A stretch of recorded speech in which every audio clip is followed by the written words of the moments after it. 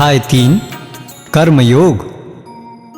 अर्जुनवाच जायसी चेत् कर्मणस्ते मता बुद्धिर्जनार्दन तत्किं कर्मणि घोरे मां नियोजयसि केशव।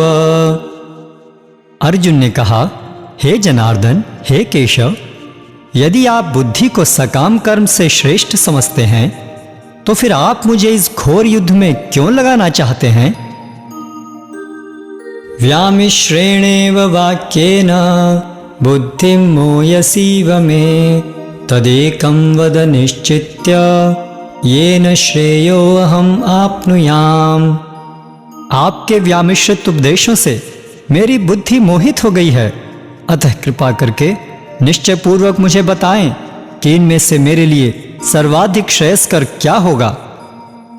श्री भगवानुवाच लोके यस्मिन् द्विधा निष्ठा पुरा प्रोक्ता मया नघ ज्ञानयोगेन सांख्यानां कर्मयोगेन योगिनाम्। श्री भगवान ने कहा, हे निष्पाप अर्जुन, मैं पहले ही बता चुका हूं कि आत्म साक्षात्कार का प्रयत्न करने वाले 2 प्रकार के पुरुष होते हैं। कुछ इसे ज्ञान योग द्वारा समझने का प्रयत्न करते हैं तो कुछ भक्तिमय सेवा के द्वारा। न कर्मणामनारंभान् नैष्कर्म्यं पुरुषोश्नुते न च सन्न्यस्सनादेव सिद्धिं समधिगच्छति। न तो कर्म से विमुख होकर कोई कर्म फल से छुटकारा पा सकता है और न केवल संन्यास से सिद्धि प्राप्त की जा सकती है। नहीं कश्चिद क्षणमपि जातो तिष्ठत्य कर्मकृत् कार्यते ह्यवशः कर्म सर्वः प्रकृतिर्जैर्गुणैः। प्रत्येक व्यक्ति को प्रकृति से अर्जित गुणों के अनुसार विवश होकर कर्म करना पड़ता है, अतः कोई भी एक क्षण भर के लिए भी बिना कर्म किए नहीं रह सकता। कर्मेन्द्रियाणि संयम्य य आस्ते मनसा स्मरन् इंद्रियार्थान् विमूढ़ात्मा मिथ्याचारः स उच्यते। जो कर्मेंद्रियों को वश में तो करता है, किंतु जिसका मन इंद्रिय विषयों का चिंतन करता रहता है वह निश्चित रूप से स्वयं को धोखा देता है और मिथ्याचारी कहलाता है। यस्तु इंद्रियाणि मनसा नियम्यारभते अर्जुन कर्मेन्द्रियैः कर्मयोगम् असक्तः स विशिष्यते। दूसरी ओर यदि कोई निष्ठावान व्यक्ति अपने मन के द्वारा कर्मेंद्रियों को वश में करने का प्रयत्न करता है और बिना किसी आसक्ति के कर्मयोग प्रारंभ करता है तो वह अति उत्कृष्ट है।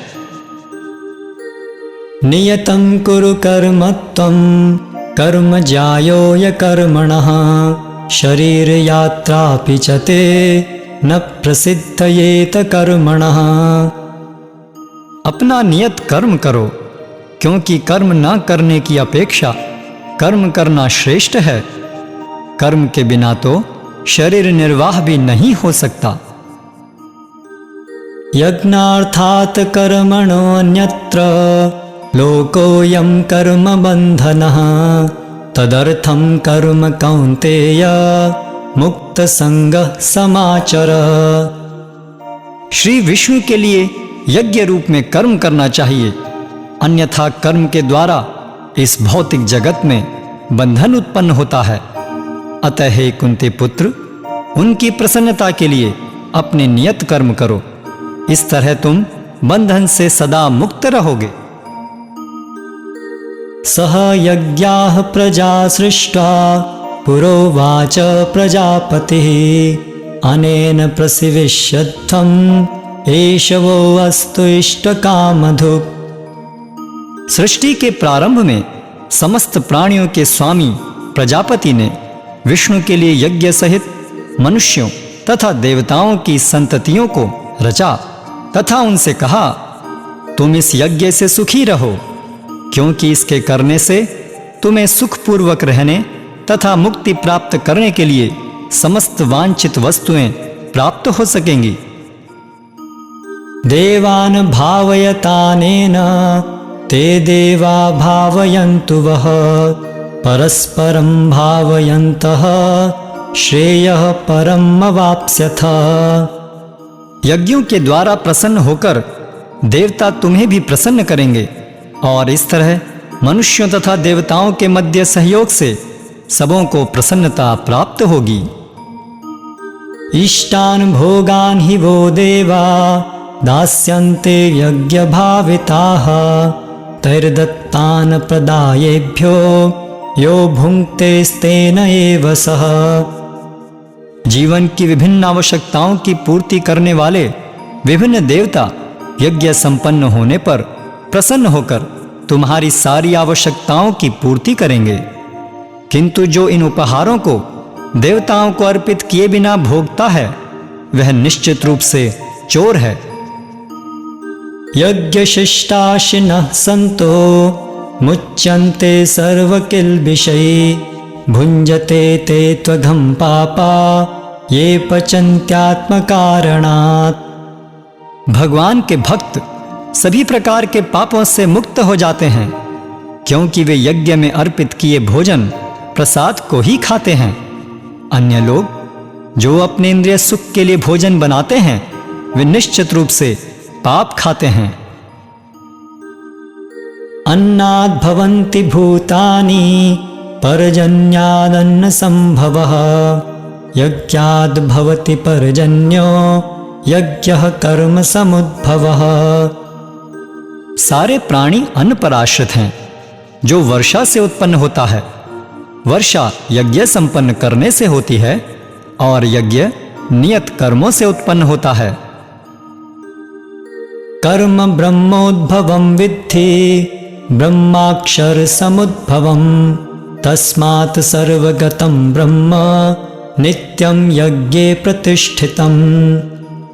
वेदों में नियमित कर्मों का विधान है और ये वेद साक्षात श्री भगवान से प्रकट हुए हैं। फलतः सर्वव्यापी ब्रह्म यज्ञ कर्मों में सदा स्थित रहता है। एवं प्रवर्तितं चक्रं नानुवर्तयति यः अघायुरिन्द्रियारामो मोघं पार्थ स जीवति। हे प्रिय अर्जुन, जो मानव जीवन में इस प्रकार वेदों द्वारा स्थापित यज्ञ चक्र का पालन नहीं करता वह निश्चय ही पाप में जीवन व्यतीत करता है। ऐसा व्यक्ति केवल इंद्रियों की तुष्टि के लिए व्यर्थ ही जीवित रहता है। यस्त्वात्मरतिरेव स्यात् आत्मतृप्तश्च मानवः आत्मन्येव च संतुष्टः तस्य कार्यं न विद्यते। किंतु जो व्यक्ति आत्मा में ही आनंद लेता है तथा जिसका जीवन आत्म साक्षात्कार युक्त है और जो अपने में ही पूर्णतया संतुष्ट रहता है उसके लिए कुछ करणीय नहीं होता। नैव तस्य कृतेनार्थो न कृतेनेह कश्चन न चास्य सर्वभूतेषु कश्चिदर्थव्यपाश्रयः। स्वरूप सिद्ध व्यक्ति के लिए न तो अपने नियत कर्मों को करने की आवश्यकता रह जाती है न ऐसा कर्म न करने का कोई कारण ही रहता है। उसे किसी अन्य जीव पर निर्भर रहने की आवश्यकता भी नहीं रह जाती। तस्मादसक्तः सततं कार्यं कर्म समाचर असक्तो हि आचरन् कर्म परम आपनोति पुरुषः। अतः कर्म फल में आसक्त हुए बिना मनुष्य को अपना कर्तव्य समझकर निरंतर कर्म करते रहना चाहिए क्योंकि अनासक्त होकर कर्म करने से उसे परब्रह्म की प्राप्ति होती है। कर्मणैव हि संसिद्धिम् आस्थिता जनकादयः लोकसंग्रहमेवापि संपश्यन् कर्तुमर्हसि। जनक जैसे राजाओं ने केवल नियत कर्मों को करने से ही सिद्धि प्राप्त की। अतः सामान्य जनों को शिक्षित करने की दृष्टि से तुम्हें कर्म करना चाहिए। यद्यदाचरति श्रेष्ठस्तत्तदेवेतरो जनः स यत् प्रमाणं कुरुते लोकस्तद् अनुवर्तते। महापुरुष जो जो आचरण करता है सामान्य व्यक्ति उसी का अनुसरण करते हैं। वह अपने अनुसरणीय कार्यों से जो आदर्श प्रस्तुत करता है संपूर्ण विश्व उसका अनुसरण करता है।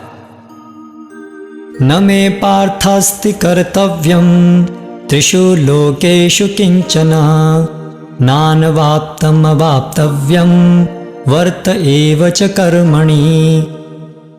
हे प्रथापुत्र, तीनों लोकों में मेरे लिए कोई भी कर्म नियत नहीं है। न मुझे किसी वस्तु का अभाव है और न आवश्यकता ही है, तो भी मैं नियत कर्म करने में तत्पर रहता हूं। यदि ह्यं न वर्तेयं जातु कर्मण्यतन्द्रितः मम वर्तमानुवर्तन्ते मनुष्याः पार्थ सर्वशः। क्योंकि यदि मैं नियत कर्मों को सावधानी पूर्वक न करूं तो हे पार्थ, यह निश्चित है कि सारे मनुष्य मेरे पथ का ही अनुगमन करेंगे। उत्सीदेयुर्मे लोका न कुर्यां कर्म चेदहं शंकरस्य च कर्ता स्याम् उपहन्यामि मा प्रजाः। यदि मैं नियत कर्म न करूं तो ये सारे लोग नष्ट हो जाएं, तब मैं अवांछित जन समुदाय को उत्पन्न करने का कारण हो जाऊंगा और इस तरह संपूर्ण प्राणियों की शांति का विनाशक बनूंगा। सक्ताः कर्मण्य विद्वांसो यथा कुर्वन्ति भारत कुर्याद् विद्वां तथा सक्तः चिकीर्षुर्लोकसंग्रहम्। जिस प्रकार अज्ञानी जन फल की आसक्ति से कार्य करते हैं, उसी तरह विद्वान जनों को चाहिए कि वे लोगों को उचित पथ पर ले जाने के लिए अनासक्त रहकर कार्य करें। न बुद्धिभेदं जनयेत् अज्ञानां कर्म संगिनां जोषयेत् सर्वकर्माणि विद्वान युक्तः समाचरन्। विद्वान व्यक्ति को चाहिए कि वह सकाम कर्मों में आसक्त अज्ञानी पुरुषों को कर्म करने से रोके नहीं, ताकि उनके मन विचलित न हो, अपितु भक्ति भाव से कर्म करते हुए वह उन्हें सभी प्रकार के कार्यों में लगाएं, जिससे कृष्ण भावनामृत का क्रमिक विकास हो। प्रकृते क्रियमाणानि गुणैः कर्माणि सर्वशः अहंकार विमूढ़ात्मा कर्ताहम् इति मन्यते। जीवात्मा अहंकार के प्रभाव से मोहग्रस्त होकर अपने आप को समस्त कर्मों का कर्ता मान बैठता है, जबकि वास्तव में वे प्रकृति के तीनों गुणों द्वारा संपन्न किए जाते हैं। तत्त्ववित्तु महाबाहो गुण कर्म विभागयोः गुणा गुणेषु वर्तन्ते इति मत्वा न सज्जते। हे महाबाहो, भक्ति भाव में कर्म तथा सकाम कर्म के भेद को भली भांति जानते हुए जो परम सत्य को जानने वाला है, वह कभी भी अपने आप को इंद्रियों में तथा इंद्रिय तृप्ति में नहीं लगाता। प्रकृतिर्गुण सम्मूढ़ा सज्जन्ते गुण कर्मसु तान कृत्सन विदो मंदान कृत्सन भिन्न विचालयेत्। माया के गुणों से मोहग्रस्त होने पर अज्ञानी पुरुष पूर्णतया भौतिक कार्यों में संलग्न रहकर उनमें आसक्त हो जाते हैं। यद्यपि उनके ये कार्य उनमें ज्ञानाभाव के कारण अधम होते हैं, किंतु ज्ञानी को चाहिए कि उन्हें विचलित न करे। मयि सर्वाणि कर्माणि सन्न्यस्याध्यात्मचेतसा निराशिर्निर्ममो भूत्वा युध्यस्व विगतज्वरः। अतः हे अर्जुन, अपने सारे कार्यों को मुझ में समर्पित करके मेरे पूर्ण ज्ञान से युक्त होकर लाभ की आकांक्षा से रहित, स्वामित्व के किसी दावे के बिना तथा आलस्य से रहित होकर युद्ध करो। ये मे मतमिदं नित्यम् अनुतिष्ठन्ति मानवाः श्रद्धावन्तो अनसूयन्तो मुच्यन्ते ते अपि कर्मभिः। जो व्यक्ति मेरे आदेशों के अनुसार अपना कर्तव्य करते रहते हैं और ईर्ष्या रहित होकर इस उपदेश का श्रद्धापूर्वक पालन करते हैं, वे सकाम कर्मों के बंधन से मुक्त हो जाते हैं। ये तु एतदभ्यसूयन्तो नानुतिष्ठन्ति मे मतम् सर्वज्ञान विमूढांस्तान् विद्धि नष्टान चेतसः। किंतु जो ईर्ष्यावश इन उपदेशों की उपेक्षा करते हैं और इनका पालन नहीं करते, उन्हें समस्त ज्ञान से रहित, दिग्भ्रमित तथा सिद्धि के प्रयासों में नष्ट भ्रष्ट समझना चाहिए। सदृशं चेष्टते स्वस्याः प्रकृतिर्ज्ञानवानपि प्रकृतिं यान्ति भूतानि निग्रहः किं करिष्यति। ज्ञानी पुरुष भी अपनी प्रकृति के अनुसार कार्य करता है, क्योंकि सभी प्राणी तीनों गुणों से प्राप्त अपनी प्रकृति का ही अनुसरण करते हैं। भला दमन से क्या हो सकता है? इंद्रियस्येन्द्रियस्यार्थे रागद्वेषौ व्यवस्थितौ तयोर्न वशम् आगच्छेत् तौ हि यस्य परिपन्थिनौ। प्रत्येक इंद्रिय तथा उसके विषय से संबंधित राग द्वेष को व्यवस्थित करने के नियम होते हैं। मनुष्य को ऐसे राग तथा द्वेष के वशीभूत नहीं होना चाहिए, क्योंकि ये आत्म साक्षात्कार के मार्ग में अवरोधक हैं। श्रेयान् स्वधर्मो विगुणः परधर्मा सुनिष्ठितात् स्वधर्मे निधनं श्रेयः परधर्मो भयावह। अपने नियत कर्मों को दोषपूर्ण ढंग से संपन्न करना भी अन्य के कर्मों को भली भांति करने से श्रेयस्कर है।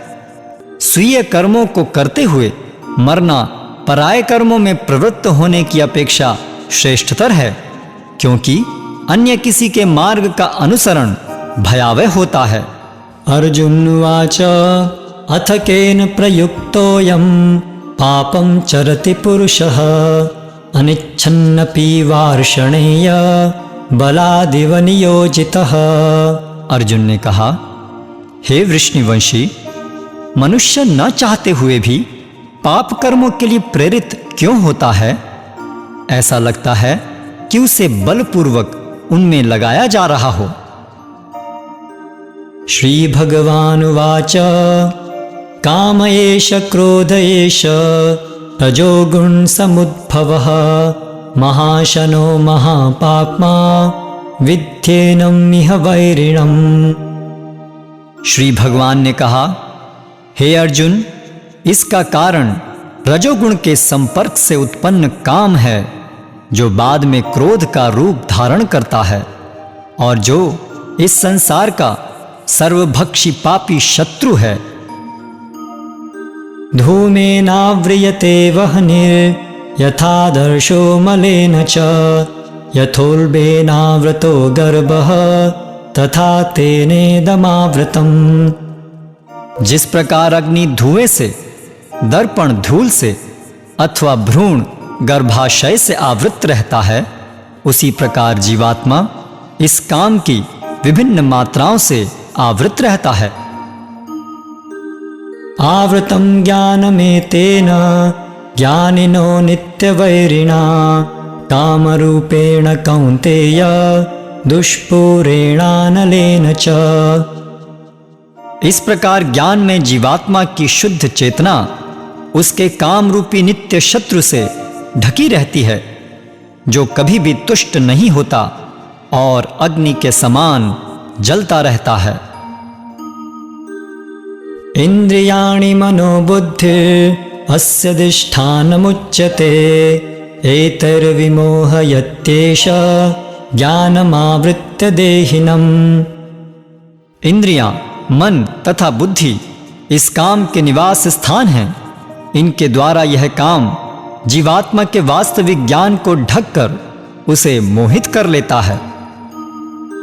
तस्मात् त्वम् इन्द्रियाण्यादौ नियम्य भरतर्षभ, पाप्मानं प्रजह्येनं ज्ञान विज्ञान नाशनम्।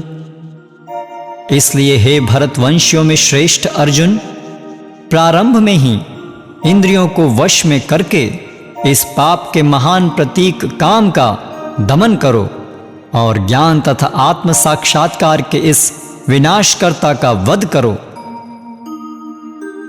इंद्रियाणि पराण्याहुर् इंद्रियेभ्यः परं मनः, मनसस्तु परा बुद्धिर् यो बुद्धे परतस्तु सः।